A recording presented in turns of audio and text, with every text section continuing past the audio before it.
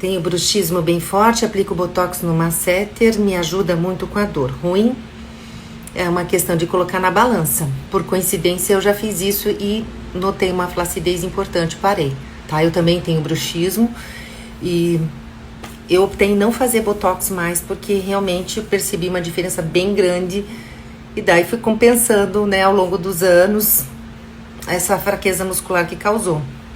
Questão de colocar na balança sempre, ok? Beijinhos.